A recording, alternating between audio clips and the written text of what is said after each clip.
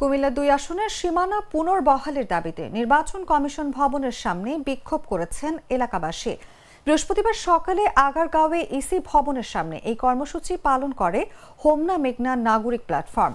বিক্ষোভে অংশ নেওয়া বক্তারা বলেন, রাজনৈতিকভাবে বিভক্ত করে সীমানা পরিবর্তন মেনে নেওয়া হবে না। তারা অভিযোগ করেন, স্থানীয়দের মতামত উপেক্ষা করে এই আসনের ভৌগোলিক কাঠামো পরিবর্তন করা হয়েছে।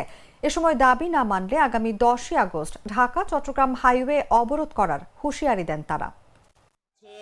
সেখানকার বাসিন্দা হোমনা এবং মেঘনা পুনর্বহালের দাবিতে যে সংসদীয় আসনটি 1954 সাল থেকে 2001 সাল পর্যন্ত আমরা হোমনা এবং মেঘনা উপজেলা সম্মিলিতভাবে কুমিল্লা 2 আসন নামে নির্বাচন করেছি। সেই আসনটি 2008 সালে অবৈধ সরকার 111-এর সরকার ক্ষমতায় এসে কিছু কুচক্রী মহলকে সুবিধা দেওয়ার জন্য এই আসন আমাদের মেঘনা উপজেলাটিকে হোমনা উপজেলা দাউদকান্দি উপজেলার সাথে নিয়ে যায়। আমরা তিতাস হোমনা একসাথে চাই না, আমরা চাই মেঘনা হোমনা একসাথে রাখতে চাই। ঠিক আছে, আমরা এদিকটা যাতায়াত সুবিধা অনেক দিক থেকে সুযোগ সুবিধা আমাদের আছে। নির্বাচন কমিশন গেজেট প্রকাশ করছে, এটা আমরা মানি না। আমাদের যে হোমনা মেঘনা আসন ছিল ওইটার দাবিতে বহাল রাখার দাবিতে আজকে আমরা মানববন্ধন করতেছি, আমরা এই মিছিল করতেছি।